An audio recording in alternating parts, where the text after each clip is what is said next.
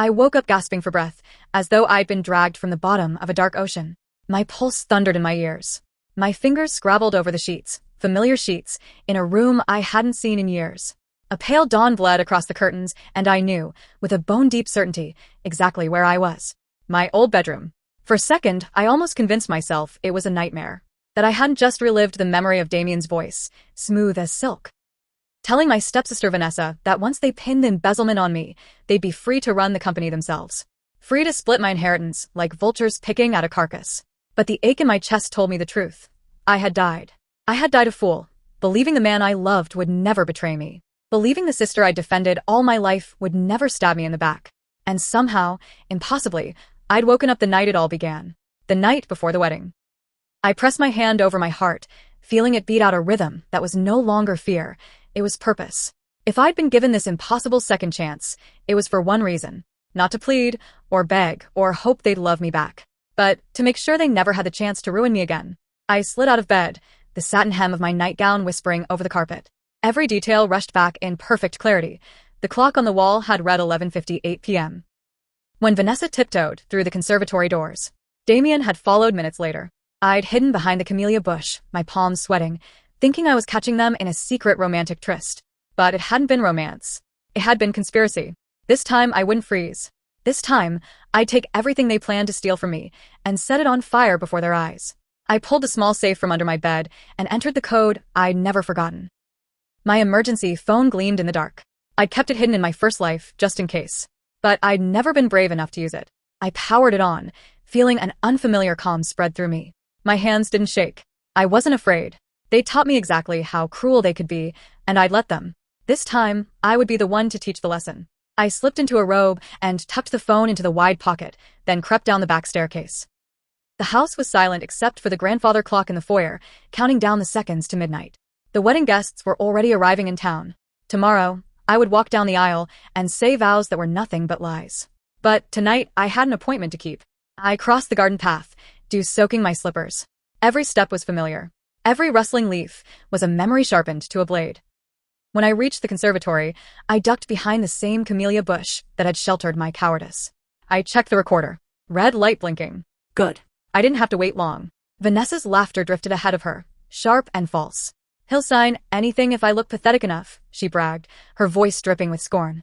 "She's always been desperate to keep the peace. She'll hand over control and apologize for making us do it." Damien followed, his footsteps confident. "She's a fool," he agreed. "Marrying her is just the fastest way to the shares. Once the merger is through, she's disposable." I pressed the recorder tighter against my chest. My past self had sobbed when she heard those words. This time, I felt something colder, like the first hard frost of winter spreading through my veins. "You're sure she won't suspect anything?" Vanessa purred. Damien made a dismissive sound. "She thinks you're her sister. She thinks I'm in love with her.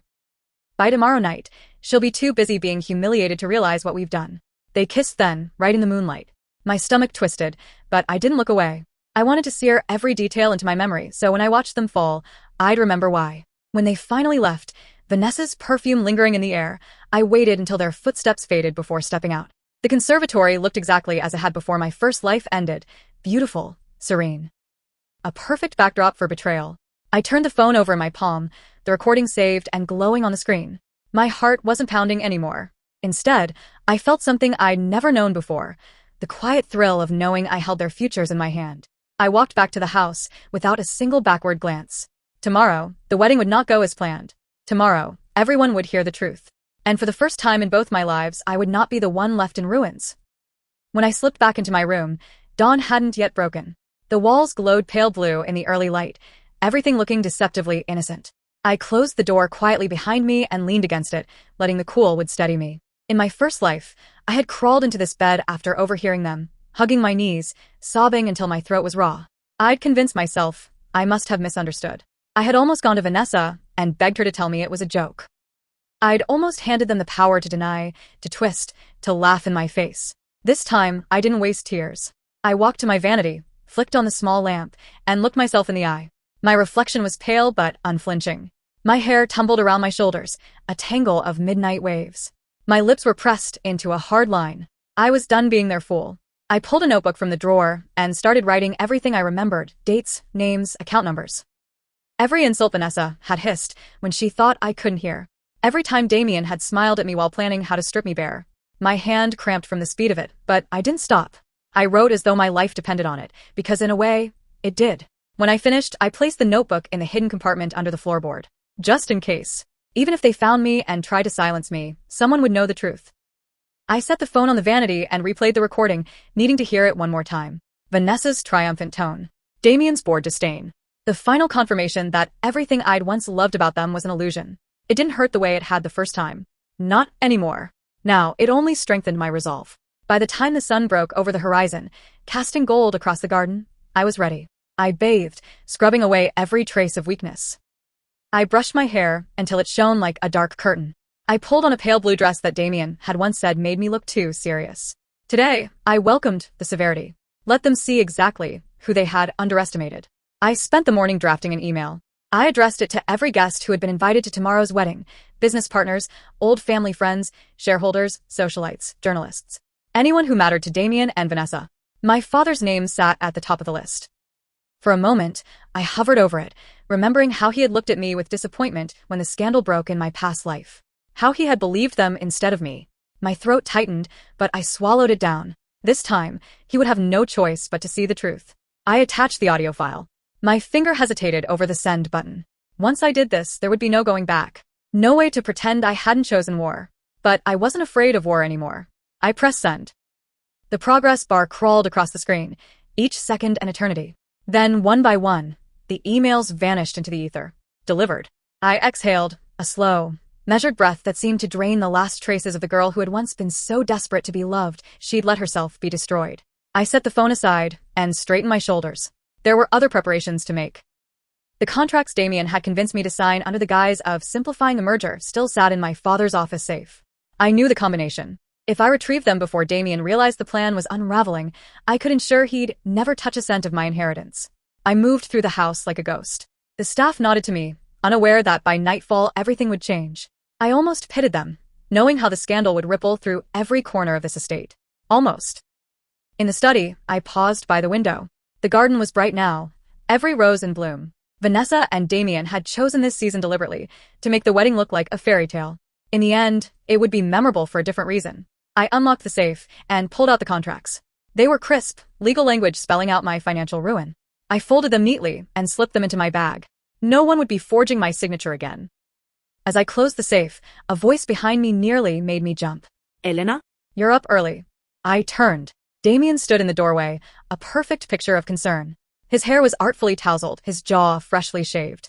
He looked every inch the devoted fiancé. In my first life, I would have melted under that gaze. Now, all I felt was contempt. I couldn't sleep, I said evenly. Big day tomorrow. He stepped closer, studying my face for cracks. You're not nervous, are you? I smiled, cool, composed. Not at all. His eyes flicked to my bag, suspicion lurking at the edges. What are you doing in here? I met his gaze, without flinching, just handling a few last-minute details. He hesitated, as if he sensed something had shifted between us. But he had no idea how thoroughly the ground had been ripped out from under his feet. Well, he said finally, forcing a charming smile, I hope you know how much I love you.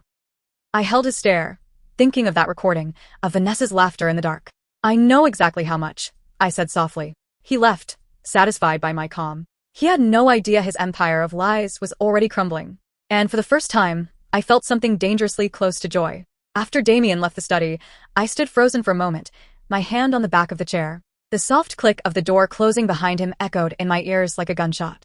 In the past, that look of concern, so artfully performed, would have made me crumble. I would have rushed to reassure him, desperate to believe the man I loved was incapable of cruelty. But now, I felt nothing but satisfaction.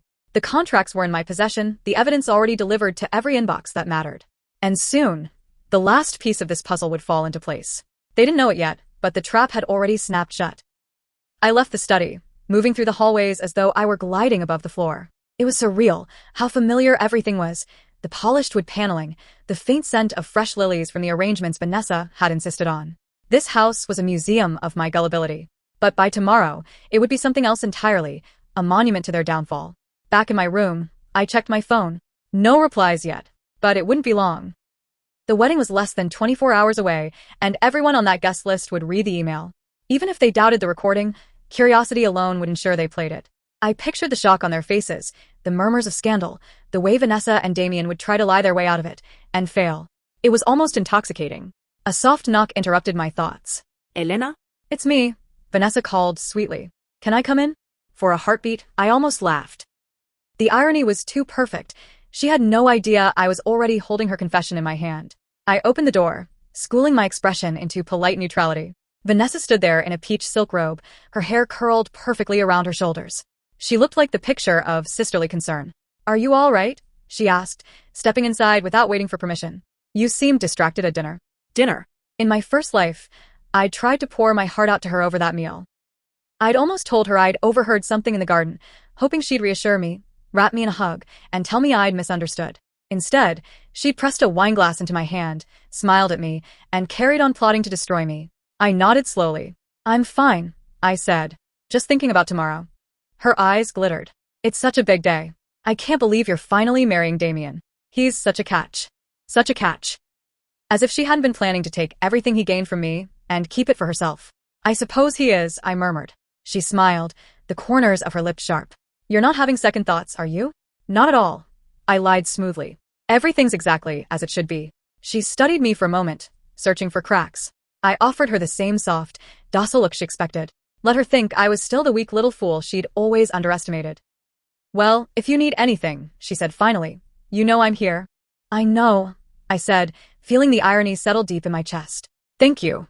She left then, her perfume trailing behind her like a cloying fog. I closed the door and locked it. My hands were steady as I lifted the phone again. I replayed the recording once, twice, until every word was etched into my memory. You're sure she won't suspect anything? Vanessa's voice purred. She thinks you're her sister. She thinks I'm in love with her. Damien's reply, bored, confident. By tomorrow night, she'll be too busy being humiliated to realize what we've done. It was almost poetic. They'd planned to ruin me in front of everyone I knew. And now, I would simply return the favor. I opened my laptop again. My email client showed all messages delivered.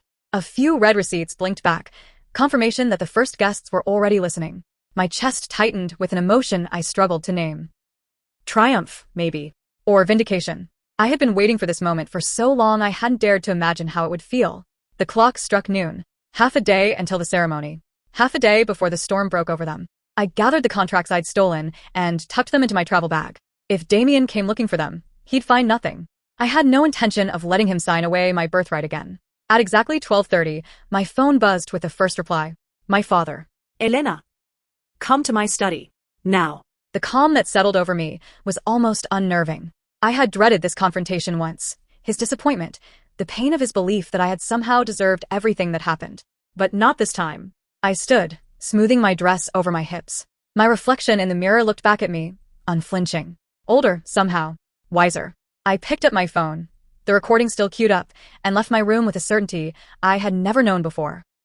I had given them every chance to be decent, to love me honestly. They had squandered it. Tomorrow they would stand at the altar I was meant to walk toward. But instead of vows, they'd be met with scandal and disgrace.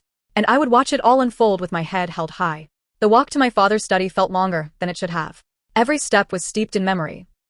The polished floor where Vanessa and I used to play as children, the hall lined with portraits of ancestors whose names I'd learned by heart, the carved door I'd dreaded knocking on after any mistake.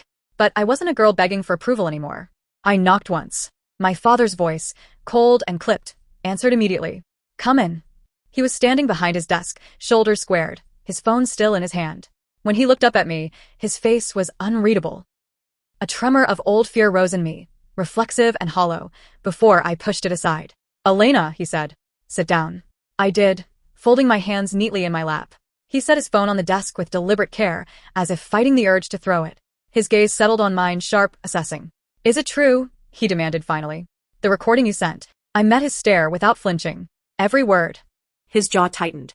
And you have evidence to support it? I reached into my bag and pulled out the contracts, proof of what Damien and Vanessa planned to do. I laid them on the desk, one by one, and watched my father's expression darken as he read. With each page he turned, the air in the study seemed to grow heavier. When he finished, he didn't look at me right away.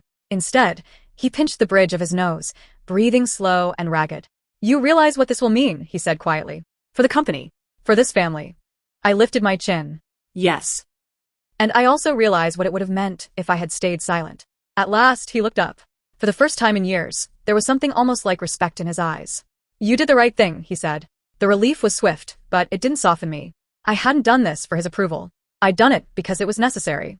Because it was the only way to make sure they never touched me again. Have you spoken to Damien or Vanessa? He asked. Not yet, I said calmly. But I imagine they'll be here soon. As if summoned by the words, the door burst open without a knock. Vanessa stood there, her face dark white, her hair tangled as if she'd been tugging at it in panic. She didn't even glance at me before launching into her performance.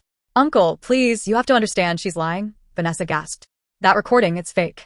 Damien and I would never. Enough, my father snapped, his voice like a whip crack. She flinched, her mouth falling open.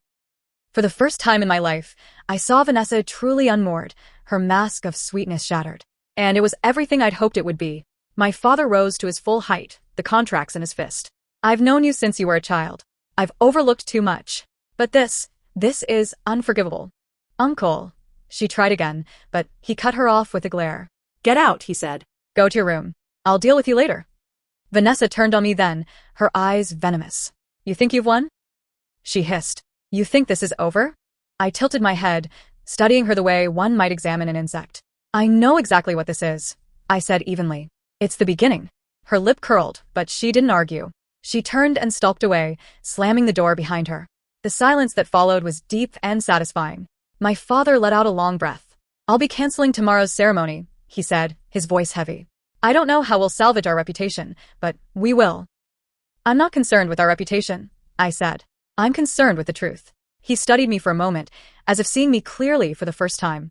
You've changed, he said finally. I met his gaze, without blinking. I've learned. He nodded once. Go get some rest. Tomorrow will be difficult. I stood, gathering my bag. Not for me. As I left the study, I felt lighter than I had in years. I walked back to my room, past the portraits, past the memories, past every trace of the girl who had been so easily fooled. I wasn't her anymore. When I reached my room, my phone buzzed again. Another reply, this one from a prominent journalist I'd included on the email list. Would you be willing to make a statement about the recording? I smiled slowly as I typed my response. Yes. I'd be delighted. The rest of the afternoon passed in a blur of phone calls and preparations. My father's legal team began assembling evidence. Wedding planners were dismissed, caterers canceled, decorations packed away. I watched it all with an unshakable calm. By sunset, the estate was no longer the stage for a grand celebration. It was the crime scene of their conspiracy, and I was no longer the victim. I was the witness, the judge, and the executioner of their carefully built facade. And tomorrow, when the guests arrived expecting vows and champagne, they would find only the truth. I woke before dawn to the shrill ring of my phone. For a moment, I simply lay there, breathing in the quiet of my room, savoring the stillness before the storm. Today was meant to be the day I married Damien. The day I pledged my life to a man who never saw me as anything more than an obstacle to be removed. Instead, it would be the day I erased any power he and Vanessa thought they had over me. I answered without checking the caller ID. My father's voice came through, clipped and brittle. They're here. I sat up, swinging my legs over the side of the bed. Who? Damien and Vanessa. They've been pounding on my office door for 10 minutes, demanding to see you. I closed my eyes, letting the satisfaction bloom warm in my chest. Tell them I'll be down shortly. I dressed deliberately slowly, no white gown, no lace or silk. Just a simple, charcoal gray dress that made me look every inch the heiress they had underestimated. I pinned my hair back, smoothed my skirt, and looked in the mirror. My reflection met my gaze, with steady calm. I felt nothing but clarity. By the time I stepped into the main hall, voices were echoing from the study.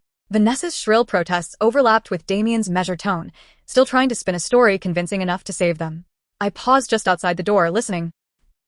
And even if she did record something, it's obviously doctored, Damien was saying, exasperation seeping into his smooth baritone. Anyone could have edited a clip to sound like that. My father's reply was cold and precise. We will let the lawyers decide what's authentic. But from what I heard, your own words will be difficult to explain away. Vanessa's voice broken, ragged and high-pitched. She's lying. She's always been jealous. I pushed the door open and stepped inside. The effect was immediate. Damien stopped mid-sentence, his eyes flicking to me, then down to the contracts clutched in my father's hand. Vanessa's face blanched, her mouth working as if she might choke on her own outrage. I didn't bother to sit. I stood in the doorway, letting them see exactly how calm I was. You wanted to speak with me? I asked coolly. Damien took a step forward, hands out as if I were a skittish animal he could still coax back to his side. Elena, listen to me. You're making a terrible mistake. You don't understand how this will look. I lifted my chin. How it will look? You mean, how it will look when everyone hears you plotting to destroy me? Vanessa made a strangled noise. You have no proof. I held up my phone and pressed play. She thinks I'm in love with her. Damien's voice filled the study, bored and cold. By tomorrow night, she'll be too busy being humiliated to realize what we've done. Vanessa's gasp in the recording overlapped perfectly with the one she made now in real life. I met her gaze, without flinching. Still want to pretend it's fake? She opened her mouth, then shut it again. Damien's mask slipped then, just for an instant. I saw it. The flash of real anger, the flicker of hatred he'd kept so carefully hidden. He stepped closer. You think you've won something here? He hissed, voice low enough the staff outside couldn't hear. All you've done is ensure no one will ever trust you again. No man will want a woman who drags her family's name through the mud. I smiled, a small, unbothered curve of my lips. I'm not looking for your approval, or your pity, or your love. All I want is the truth laid bare. His jaw clenched, and for a moment, he looked as if he might strike me. My father stood then, voice crackling with fury. I suggest you leave, he said to Damien, before I have you both removed by security. Vanessa's eyes darted between us, wild and desperate. Uncle, please, out. The finality in his tone made even Damien falter. Vanessa swallowed, tears pooling but never falling. For a moment, I almost wondered if she would apologize, if any scrap of remorse existed in her. But when she finally spoke, her voice was pure venom. You think this will make you happy? Ruining everything, she spat. You'll die alone, Elena. You're too cold to love, too proud to forgive. You'll have no one. I felt no sting. No lloro. Only a profound, quiet satisfaction. I'd rather be alone, I said softly, than surrounded by vipers who pretend to love me. Damien turned on his heel and stalked out without another word. Vanessa lingered a moment longer, her face twisted in hatred, before following him. The door swung shut behind them. Silence settled like a blessing. My father sank into his chair, rubbing a hand over his face. It will take months to clean up this mess, he said tiredly. Then it will take months, I replied. But it will be worth it. His eyes lifted to meet mine, something almost like pride there. I underestimated you, he said quietly. Everyone did, I said. And for the first time, it felt like power. By morning, the estate was buzzing with confusion and rumor. Guests had begun arriving hours ago, their cars filing past the gates, drivers whispering to one another about the scandal that had broken overnight. I watched it all from my bedroom window, sipping black coffee and feeling nothing but calm. Once, I dreamed of this day as the most beautiful moment of my life, an affirmation that Damien truly loved me, that my family would finally be whole. Now, it was a monument to everything I'd survived. A knock came at the door. My father's personal assistant stood there, looking uneasy. Miss Elena, the guests are assembled in the grand hall, she said, voice low. Your father thought it best you address them personally. I nodded. Thank you. I left my room without hesitation. The halls were filled with muted voices, eyes following me as I passed, some curious, some sympathetic, a few already casting judgment. I didn't care. When I stepped into the grand hall, the hush that fell was immediate. Over 100 faces turned my way, relatives in expensive suits, executives in tailored dresses, a scattering of reporters clutching notepads. At the front, the minister stood awkwardly near the altar, clearly wishing to be anywhere else.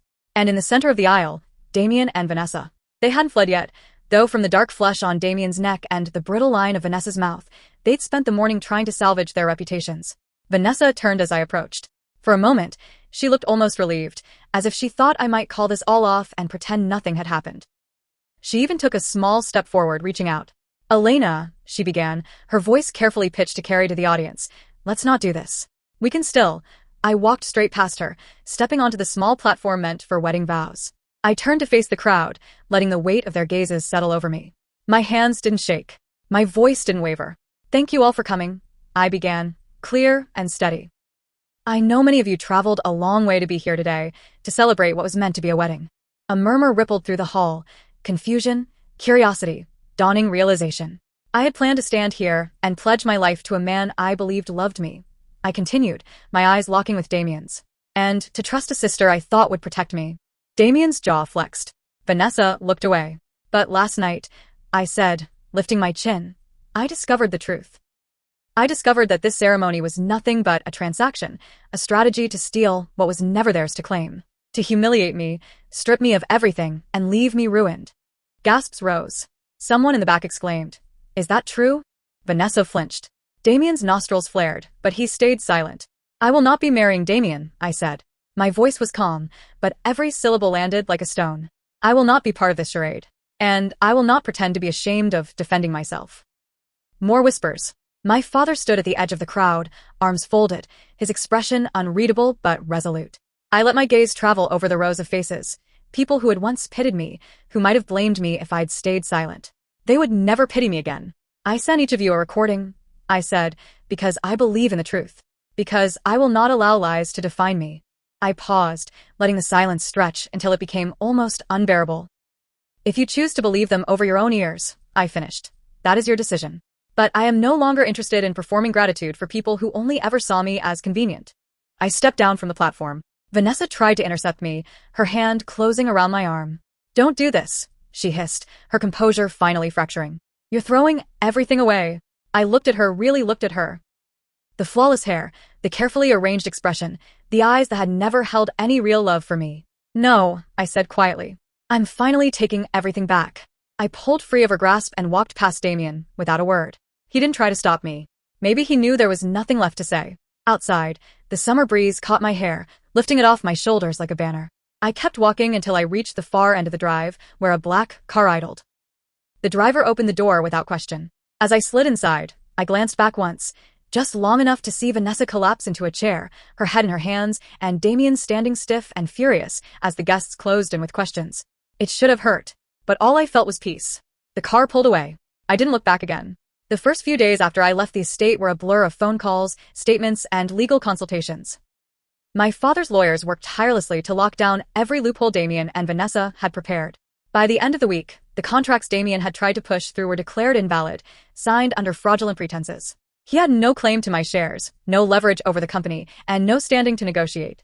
I spent those days at a quiet townhouse my father owned in the city. It was a place I'd always considered too stark, too impersonal. Now, I found its clean simplicity comforting. No ghosts here. No memories to trip over. Each morning, I woke up to silence that didn't feel empty. I made my own coffee. I answered emails on my own time. I didn't have to perform gratitude or pretend to be smaller so someone else could feel powerful. The first official statement went out on the third day, a clear account of the evidence, the recordings, the cancelled wedding. I included a single quote at the end, just 3 lines. I will not apologize for defending what is mine. I will not pretend to be ashamed. If you expected me to stay silent, you never knew me at all. The news sites seized on it instantly. Some called it ruthless. Others called it admirable. But no one could deny it was honest. The phone rang often, reporters fishing for more details, distant relatives offering performative sympathy, business partners eager to distance themselves from Damien's scandal. I took the calls that mattered and let the rest go to voicemail.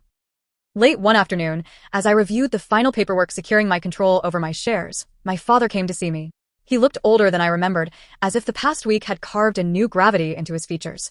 But his eyes were steady. Elena, he began, and for the first time in years, he sounded almost unsure. I wanted you to know what you did took courage. More than I gave you credit for.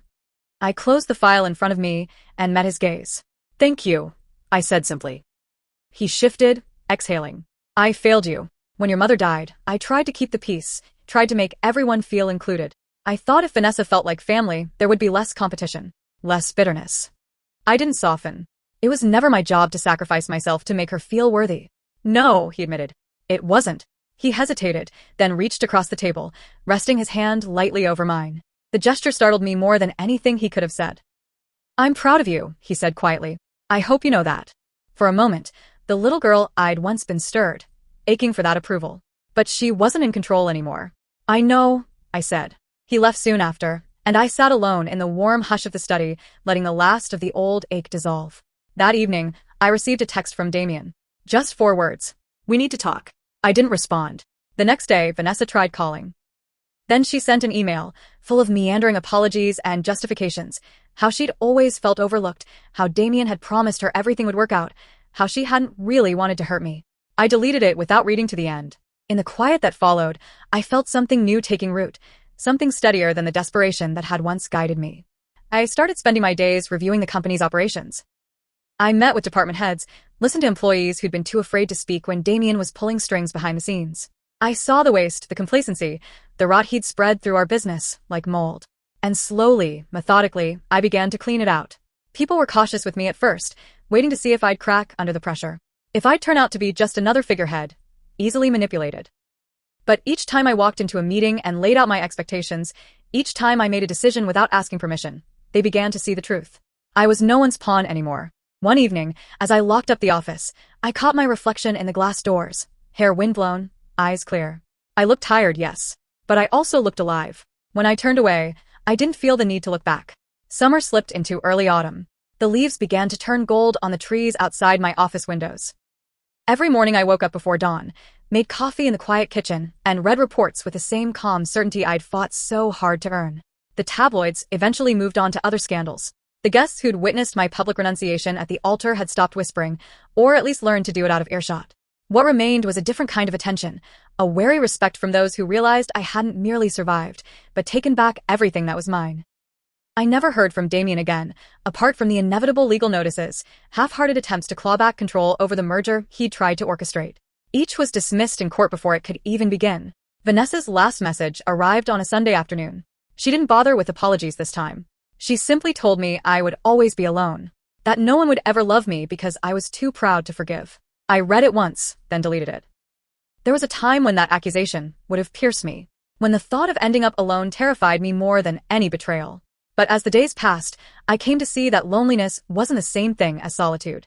Solitude was a choice, a clean, uncluttered space where no one else's expectations determined who I had to be. I liked the stillness. I liked the way it made room for my own voice. One evening, I locked the office and took the path through the gardens, following the same trail I'd walked that night of my rebirth. The camellia bush was still there, heavy with late blossoms. I paused beside it, letting my fingers brush the petals. Once, I'd hidden behind the shrub, heart racing with terror, too afraid to confront the truth. Now I stood tall in the same place, unafraid. "Thank you," I murmured into the dusk, though I wasn't entirely sure to whom I was speaking. To whatever force had given me a second chance. To the woman I had been and the woman I had become. I stayed there until the last of the light faded, breathing in the sweet, clean air. When I turned back toward the house, I caught sight of a figure waiting by the gates, a silhouette I recognized only vaguely. For a moment, suspicion prickled up my spine, until he stepped forward into the light spilling from the lanterns. Thomas. He had been my family's attorney for years, a man I trusted with contracts and negotiations, but never thought of beyond professional respect. He held a slim folder in his hand, his expression thoughtful. "Miss Elena," he greeted. His voice was warm but steady, never condescending, never insincere. "I hope I'm not disturbing you." Not at all, I said. My voice was softer than I expected. He offered the folder. "I thought you'd like to see the finalized paperwork in person." I took it, scanning the top page, a clean, definitive statement of my ownership. No loopholes. No hidden clauses. No way for anyone to undermine me again. "Thank you," I said. He hesitated, then looked me in the eye. "I know this has been difficult, but you've handled it with more grace than most people could manage." I almost smiled. Grace wasn't what I was aiming for. "No," he said. "But it's what you achieved." A small, unexpected warmth unfurled in my chest. He wasn't flattering me. He never did. That made it easier to believe him. "Will you be staying on as counsel?" I asked. "If you'll have me," he said simply. I nodded. "Then yes." "I'd like that." He inclined his head, a gesture of quiet respect. For a moment, neither of us moved. The night felt different somehow, gentler, like the air itself was giving me permission to let something new begin. When he finally left, I stood by the gate a little longer, holding the folder against my chest. Once, I would have raced inside to share this victory with someone, anyone, desperate for their approval, their validation, their affection. But I didn't need it anymore. I walked back toward the house slowly, savoring the hush, the certainty that I was no longer running from anything. Inside, I set the folder on my desk and poured a glass of wine. I sat by the tall window, watching the stars emerge one by one. I had loved people who had never deserved it. I had trusted people who had only seen me as leverage. But I'd survived them. I had exposed them. And in the process, I had found something infinitely more precious than their false devotion. I had found myself. And for the first time in both my lives, I was exactly where I was meant to be.